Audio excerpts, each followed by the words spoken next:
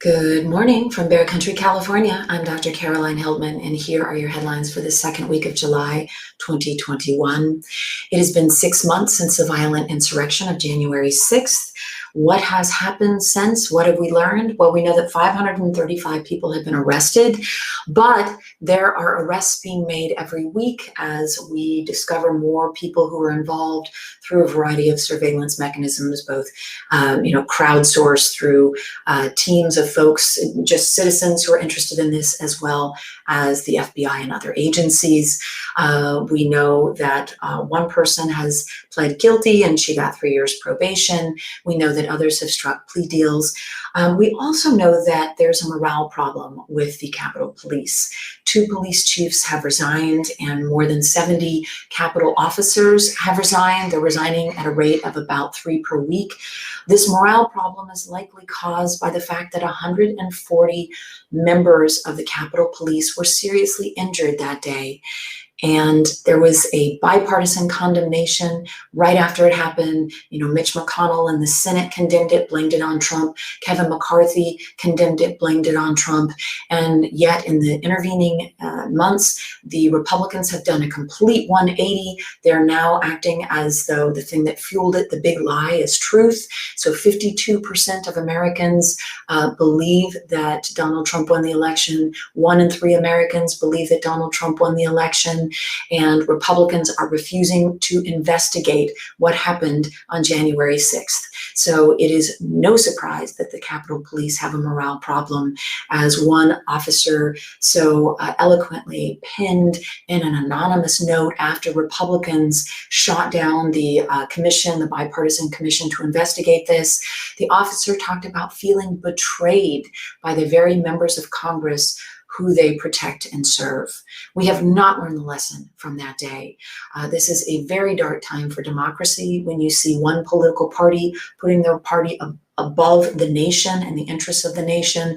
Our democracy is under threat in a way that it has not been under threat since the Civil War.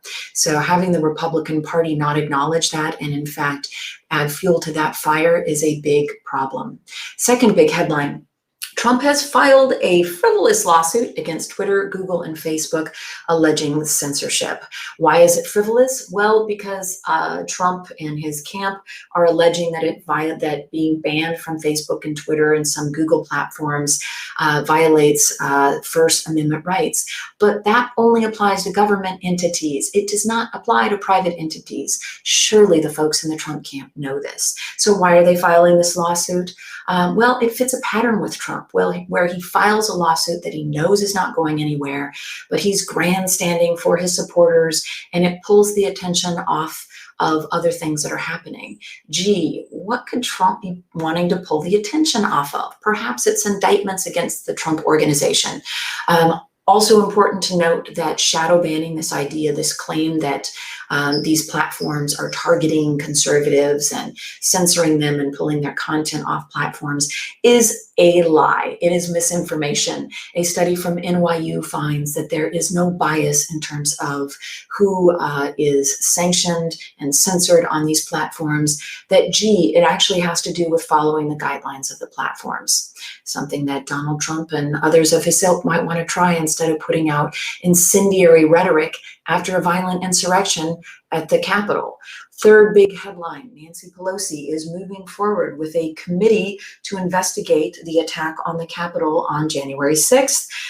Republican leader Kevin McCarthy is having a difficult time finding Republicans who want to serve on this committee.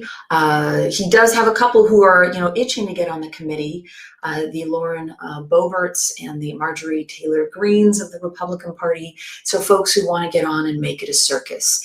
It is likely that that is what he will end up doing, appointing, members of Congress who have only a loose grasp on reality. These are QAnon supporters, right? These are folks who think that Jewish space lasers cause the California wildfires, folks who believe that there's a satanic cannibal pedophile ring being run by top Democrats out of a pizzeria, specifically the basement of a pizzeria in Washington, D.C. that doesn't have a basement. So yeah, these folks will likely be on this commission. Pelosi has also taken a good step of appointing Liz Cheney, who's a Republican, a reasonable Republican, to this committee. She's going to be sitting on the Democratic side, so hopefully that will provide at least some balance for Republicans who want to put democracy ahead of perhaps the short-term partisan interests of their party. The next big headline, Politico ran an article last week talking about Kamala Harris, quote, not a healthy environment in her office. So what are these criticisms that warrant a headline from Politico and an entire story in the right-wing media machine talking about what's happening in Kamala Harris's office? Well, big lobbyists and a couple of her staffers couldn't get access to her. Yes, folks, that's the critique. More specifically, the criticism isn't really aimed at Kamala Harris. It's aimed at Tina Flournoy, who is her chief of staff. They're saying she's doing too good of a job of gatekeeping. Folks who wrote big checks can't get access to her. Some staff members didn't know she was going to the border. Why? Because her chief of staff is again, doing too good of a job of gatekeeping. Here's my question. How the F is this a national story? How? I'll tell you how. Women in positions of political power are held to a different standard. They're held to the invisible likability standard, and this especially affects women of color. This is an absolutely ludicrous, ridiculous story to have any legs to even be in a national press outlet, especially considering it doesn't even have to do with Kamala Harris herself. And the critiques of, lobbyists not getting to the vice president, I'm actually okay with that. That sits well with me. I'm not really sure how that's a critique. And as someone who's worked in politics for years, there are a lot of legitimate stories about workplace abuse that could be written about male members of Congress, male members of the party in positions of leadership. These stories don't get written. Why? Because we don't expect a likability factor, whether it's for the chief of staff or a specific member of Congress or powerful man. We hold women to different standards, and particularly women of color. So this is the sort of petty story I would expect to see quite a bit of in the next 3 years, given that Kamala Harris is being groomed to be the heir apparent to the presidency. So Republicans gonna make up a lot of petty little stories to sabotage an incredibly competent public servant. Your last headline, a report just came out that the White House workers are making, women are making 99 cents to a man's dollar. This is the narrowest gap since we've been tracking it since 1995. For context, in Trump's White House, women were making 63 cents to a white man's dollar.